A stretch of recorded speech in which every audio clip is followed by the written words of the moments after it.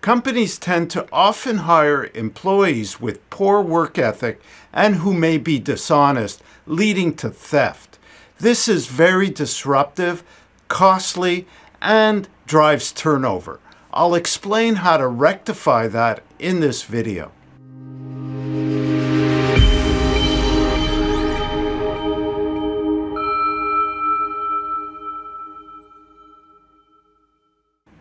Studies show that a significant number of job seekers tend to lie on their resumes, and this extends to the interview process.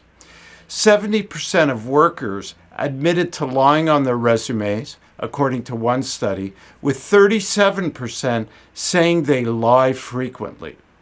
Another study reported that over 55% of people have lied on their resumes at least once, with common lies including exaggerating work experience, skills, and education. And in fact, I was speaking to somebody I know the other day whose friend said she lied on her resume, including a reference, and this landed her a job, but it was really just fabricated. So you really need to be careful today because lying is very common, and when you hire somebody that says one thing and then performs another way, it just leads to a lot of problems.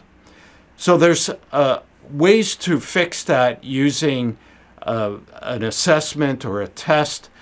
I use with my clients the Step 1-2 survey, and I'm going to go over what that can provide you as far as information prior to the first interview. That's what I recommend it for. This is a sample report. It's divided into two sections. The first one is a quick check, looks at the person's employment status, when they can start work, what is their schedule they're available to start work, because if you're looking for a shift worker, you don't want to hire somebody that's not available for that particular shift. What was their most recent salary? That's important to know as well, so you don't waste time with people that are out of your range. And did they supervise others at work if you want to look ahead to maybe putting them eventually into a supervisory role. Section 2 of Part 1 looks at inconsistent responses, their employment profile, theft, and illegal substance abuse. Part 2 of this this assessment, looks at attitude scores and then a summary graph related to those attitude scores. Let's just look into the sample report, Part 1. It shows that the person is currently employed. They're available to begin work immediately. They're available for full-time work. Their salary was $3,500 to $5,000. And they supervised others at work more than one time. So this gives you good basic starting information. Again, I suggest using this before the first interview. Section 1 dives into inconsistent responses. For example, the third question, why did you leave your most recent job or plan to leave your current job? Got fired is the answer. But then it asks the question, have you ever been fired or quit a job to avoid being fired? And the answer was no. So there's definitely inconsistency here, and you want to dive into that right away in the interview. Why did you say you got fired, but then you said you never got fired? So what's going on here? So if you want to get a sample report to dive into this in more detail and see more of the other inconsistent responses, I'll put a link where you can request that, and I'll send you a sample report. Section 2 provides a complete employment profile, which again gives you a fast track to look at and explore with the person some potential red flags. For example, Miss Sample indicates quitting a job without giving notice one time she did that. And the interview questions. So you have interview questions brought up for you that you could just go and ask. You don't have to formulate them. What motivated you to quit your job in the past? So you want to explore that. These are great questions. Then it goes into termination history. In this case, it reports that she left or is planning to leave her last job because she got fired. Describe for me the details involved with your being fired from your most recent job. Section 3 goes into theft, and it breaks it down into theft of money, theft of property, theft of data or time. So this is really complete. You want to know the person, their past, and their attitude related to theft, because behavior follows attitude or belief. If they believe it's okay to do minor theft, and that just could be time, then it's going to transpire in their behavior. So this will help you to measure that.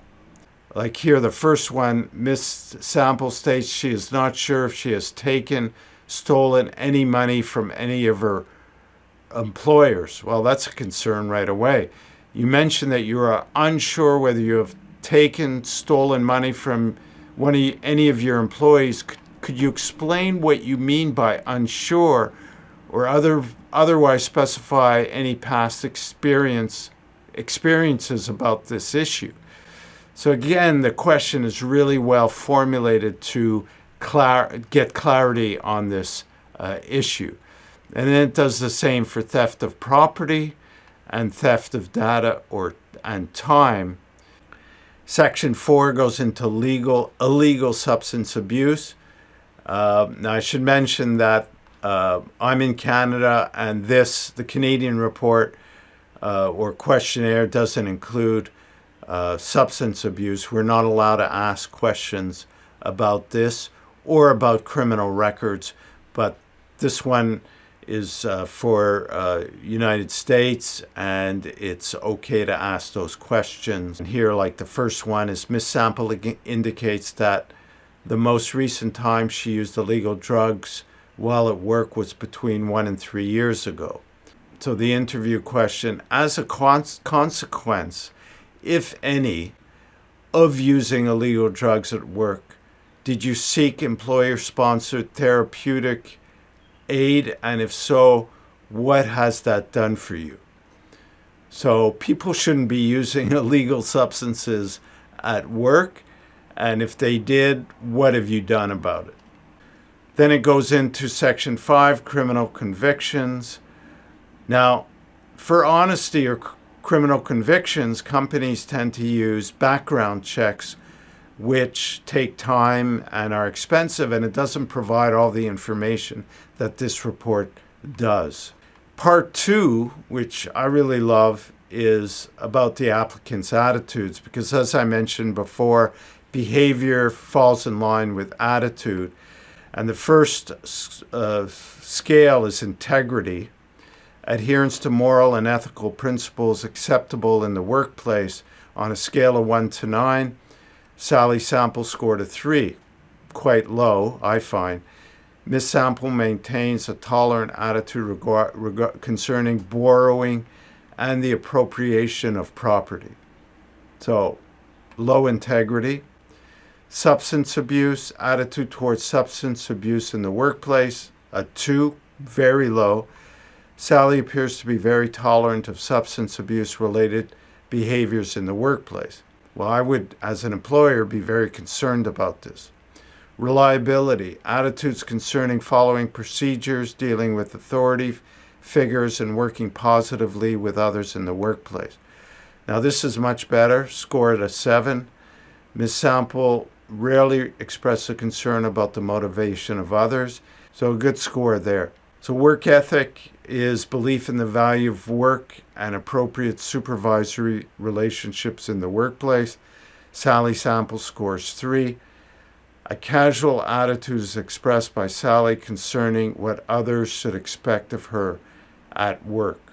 Another important thing here is distortion. Distortion for this assessment is within the acceptable range. So if somebody's answering this dishonestly or without frankness, to put it more polite, This will detect it and give you um, a heads up. It'll flag that and tell you that there is high distortion and you cannot rely on the answers the person's given in this assessment, which for me would lead me to probably disqualify the candidate.